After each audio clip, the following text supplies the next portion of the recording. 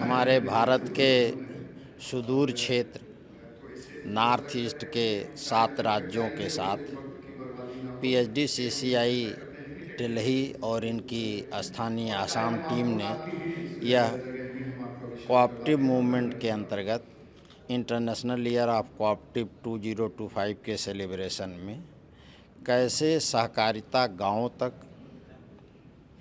किसानों तक, वंचितों तक जा सकती है, इस पर बहुत ही गहन मंथन यहाँ आसाम सरकार के सचिवालय से आए हुए सचिव श्री कल्याण बनर्जी जी, एम अरीज जी, पीएचडी सीसीआई के हेड दत्ता, एनसीडीसी से मिस्टर पंवार, इन लोगों ने आसाम में सहकारिता के लिए क्या संभावनाएं हैं उस पर अपने विचारों का आदान प्रदान कर रहे हैं। साथ ही साथ मैं सहकारिता मंत्रालय के सृजन के बाद जो 3 राष्ट्रीय स्तर की सहकारी समितियां सहकारी आंदोलन को गांव तक पहुंचाने के लिए बनी, उनमें से भारतीय बीज सहकारी समिति नई दिल्ली को रिप्रेजेंट कर रहा हूं। और नॉर्थ ईस्ट में हमें यह बताते हुए प्रसन्नता हो रही है कि पहली बार किसी नेशनल लेवल के कोऑप्टिव सोसाइटीज़ में नॉर्थ ईस्ट से 295 मेंबर्स आए हैं। यह हमारे लिए बहुत ही गौरव का क्षण है और हम ये कह सकते हैं कि इंटरनेशनल ईयर ऑफ कोऑप्टिव के सेलिब्रेशन में इनकी सहभागिता से खेती किसानी में गांव तक कुछ नए आयाम जुड़ेंगे। यहाँ पर भूटान से भी कोऑप्टिव के लोग आए हुए हैं, पीएचडी सीसीआई के भी लोग आए हुए हैं। नॉर्थ ईस्ट में आसाम से लेकर के नागालैंड, मिजोरम की कोऑप्टिव सोसाइटीज़ के रिप्रेजेंटेटिव्स आए हुए हैं। और हमें यह बताते हुए और प्रसन्नता हो रही है कि यह कार्यक्रम जब पूरा भारतवर्ष international year of cooperative 2025 celebrate कर रहा है, ऐसे अवसर पर पूरे वर्ष के लिए निर्धारित कैलेंडर में से एक यह कार्यक्रम आसाम में संपन्न हो रहा है। हम ये कह सकते हैं कि आसाम में सहकारिता विकास की भी बहुत संभावनाएं हैं। जैसा हमारे माननीय सचिव महोदय ने भी सुझाव दिया कि सहकारिता में आसाम के लिए सहकारी संगठन चाय बागानों के रूप में नई सहकारिता आ सकती है। आसाम के कल्चर को देश विदेश से लोग देखने आते हैं तो टूरिज़्म में सहकारिता आ सकती है। और जो अभी माननीय अमित शाह जी सहकारिता मंत्री जी का आह्वान है कि हम मीठे बीज ट्रेडिशनल फार्मिंग में आएँ, तो आसाम की भूमि, आसाम के किसानों के बीच में परंपरागत बीजों के उत्पादन और वितरण की प्रबल संभावना है। Firstly, thank you very much for giving us this opportunity. Bhutan and Northeast region, we share a very close cultural ties, and we share almost the same cultural and religious ties. We look into tourism as one of the most important sector that will benefit both the thing, as we have the same culture, same tradition, and almost to some extent the same religious belief also. And with this momentum, Northeast region, opportunity has been created for us. Let me tell you one thing, that PSDCCI and the Bhutan Chamber of Commerce and Industry have been working jointly for quite some time now. We had been working together for the last 10-15 years and beyond. We work under a memorandum of understanding where we share, where we collaborate, and find ways to mitigate and carry forward our business activity. I think the Northeast region is virgin as of now, and Bhutan, we are already into working out on how best can we mitigate climate changes and all that. And Bhutan, we are protected by our constitution, which says that 65% of our land coverage has to be under forest cover.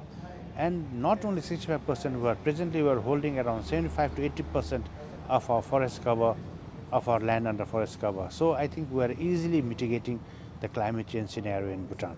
And we hope that the Northeast India being virgin onto the field, I think has the same advantage over the climate change. Gelifu is a new vision that is coming into effect. It's a vision of His Majesty the King that Gelifu to be instituted as a special administrative region, and is going to be one of the most special cities which will have economic benefits as well as what do you call it, a footprint that will have access to Northeast region and this Southeast Asian regions, connectivity and all that. Hello, I'm Meghmala Chaudhary. I'm a resident executive at PhD Chamber of Commerce and Industry in Guwahati, and we are very glad that we were able to hold our Momentum Northeast, the 4th edition, 2025, very successfully here at Maniram Diwan Trade Center from 21st to 23rd. So we have one more day left, and we got this summit and expo is not just like you can say is it an expo, but it's more like a amalgamation of people, like industries and stakeholders who gather around, and then we discuss like how can we move Northeast forward, because the Act East policy under our leadership of like Narendra Modi ji sir, he's been developing our Northeast of India so well, so we are hoping that we can also chip in and and develop it further. So we are very glad that we've been able to organize Momentum Northeast 2025 very successfully, and we hope to see all of you there for the 5th edition because we hold it every year. Okay, thank you very much. बहुत बहुत धन्यवाद सवाल पूछने के लिए अचिंत्या जी। सबसे पहले तो मैं आपके इंडिया टुडे के माध्यम से मैं नॉर्थ ईस्ट के तमाम दर्शकों को PhD chamber of commerce and industry की तरफ से हार्दिक शुभकामनाएं देता हूं। जैसा कि आपने सवाल पूछा कि PHD chamber of commerce and industry क्या है, तो मैं आपको बता दूं कि we are the apex body, 120 साल पुरानी संस्थान है। हम पॉलिसी एडवोकेसी में काम करते हैं, हम रिसर्च पर काम करते हैं, और हम एक तरीके से भारत सरकार और इंडस्ट्री के बीच में ब्रिज का काम करते हैं। तो ये PhD chamber of commerce and industry है। तकरीबन हमारी 65 कमेटीज़ हैं जो क्रॉस कंट्री काम करती हैं, जो हर एक सेक्टर में काम करती हैं, और तकरीबन 28 स्टेट चैप्टर्स हैं हमारे, जहाँ पर हमारा अपना प्रेजेंस है। 1.5 लाख से ज़्यादा डायरेक्ट और इनडायरेक्ट मेंबर हैं जो PhD chamber of commerce and industry से जुड़े हुए हैं। सवाल बहुत अच्छा है, क्योंकि अगर हम देखें कि PHD chamber of commerce and industry, ये नाम ही जो है बिज़नेस से जुड़ा है, कॉमर्स एंड इंडस्ट्री, तो इसमें कोऑपरेटिव का क्या रोल है। एक छोटा सा इसमें बड़ी मज़ेदार घटना मैं आपके साथ शेयर करना चाहता हूँ। हमने 2023 में हमारा 118वां एनुअल कॉन्फ्रेंस हो रहा था, और हमारे चीफ गेस्ट के तौर पर थे माननीय देश के गृह एवं सहकारिता मंत्री श्री अमित शाह जी। वो संबोधित कर रहे थे, तो उन्होंने कहा कि भाई इंडस्ट्री एसोसिएशन इंडस्ट्री के लिए काम करते हैं, पर चूँकि हम 5 ट्रिलियन इकॉनमी की तरफ बढ़ रहे हैं, और देश में, देश के विकास में, देश के उत्थान में, और कोऑपरेटिव सेक्टर का बहुत बड़ा रोल रहा है। और अगर आप वर्ल्ड के टॉप 100 कोऑपरेटिव्स की बात करें तो इफ़को और अमूल 2 ऐसे बड़े नाम हैं जो देश का परचम बहुत शान से लहरा रहे हैं। तो क्यों ना कोऑपरेटिव सेक्टर को प्रमोट करने के लिए इंडस्ट्री एसोसिएशन की तरफ से भी पहल हो, क्यों ना आप लोग आगे आएँ और आप लोग कोऑपरेटिव सेक्टर में क्या क्या काम हो रहा है आप इसको प्रमोट करें। हमें अच्छा लगा उनका सुझाव। हमने एक टास्क फोर्स बनाया जिसका नाम रखा कोऑपरेटिव्स, और इस टास्क फोर्स के तहत हम अक्रॉस कंट्री में जो सहकारिता मंत्रालय है उसकी 54 पहलें जो हैं उसको प्रमोट करते हैं, चाहे वो एनसीडीसी हो, चाहे वो सहकारिता मंत्रालय हो, एनसीयूआई हो, इफ़को हो, क्रिफको हो, लाइनॉक हो, हर किसी के साथ में हम जुड़े हुए हैं। प्राइवेट जो कोऑपरेटिव संस्थाएं हैं जैसे कि उन्नति हो गई, अभी जो 3 नई सहकारी जो समितियां बनी है, BBSL, ये सब हमारे पार्टनर हैं। इन सब के साथ मिल करके सहकारिता मंत्रालय के कार्यक्रमों को हम प्रमोट कर रहे हैं, और आपको बताते हुए हमें अच्छा लग रहा है कि हमें इसका बहुत अच्छा रिस्पॉन्स भी मिला है। ये एक अच्छा प्रश्न है। नॉर्थ ईस्ट, देखिए नॉर्थ ईस्ट हिंदुस्तान हिंदुस्तान का एक ऐसा हिस्सा है जिसमें बहुत असीम और बहुत ही अच्छी संभावनाएं हैं, ख़ास तौर पर कोऑपरेटिव सेक्टर के लिए।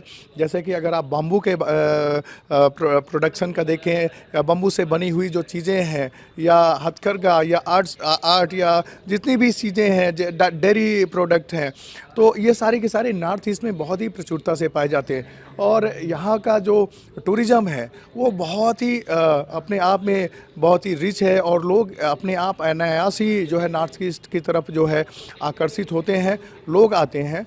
और अगर आप देखेंगे कि कोऑपरेटिव सेक्टर में नॉर्थ ईस्ट का क्या योगदान है, तो तकरीबन हमारे 10 से 11% की जो कोऑपरेटिव संस्थाएं हैं वो नॉर्थ ईस्ट में आपको मिलेंगी। चाहे आप वो एफपीओज़ की बात करें, चाहे सीबीबीओज़ की बात करें। अभी हमने देखा कि पूर्वी डेयरी भी अमूल के साथ में मिलकर बहुत अच्छा काम कर रही है। नॉर्थ ईस्ट भूटान से लगा हुआ है। आप देखेंगे कि आज जो हमारा कोऑपरेटिव का जो हमारा समिट हमारी जो चल रही है, उसमें भूटान हमारा पार्टनरिंग स्टेट है। भारतीय जन औषधि भारत सरकार का जो है वो भी हमारे साथ जुड़ा हुआ है। तो नॉर्थ ईस्ट एक ऐसा हब है जहां पर आकर के अगर आप इस प्रकार का कोई कार्यक्रम आप आयोजित करते हैं, तो हम ये मानते हैं कि चाहे वो त्रिपुरा हो, सिक्किम हो, मेघालय हो, अरुणाचल प्रदेश हो, आसाम हो, सारे के सारे स्टेट के लोग बहुत आसानी से जुड़ सकते हैं। और आज भी हमें यहाँ की जो भीड़ है और यहाँ के जो लोग हैं, जिस तरीके से लोगों ने इसको प्यार दिया, स्नेह दिया है इस प्रोग्राम को, वो देख करके बहुत ही असीम प्रसन्नता हो रही है। इसलिए हमें लगता है कि हमने गुवाहाटी को चुन करके बहुत ही अच्छा कदम उठाया है। जी, कार्यक्रम के लिए हमारे कवरेज के लिए आप आए। इंडिया टुडे इस कार्यक्रम का हमारा पार्टनर भी है। इस नाते भी हम इंडिया टुडे को धन्यवाद देते हैं कि आपने एज ए पार्टनर अपना काम बहुत ही बखूबी निभाया है। बहुत बहुत धन्यवाद।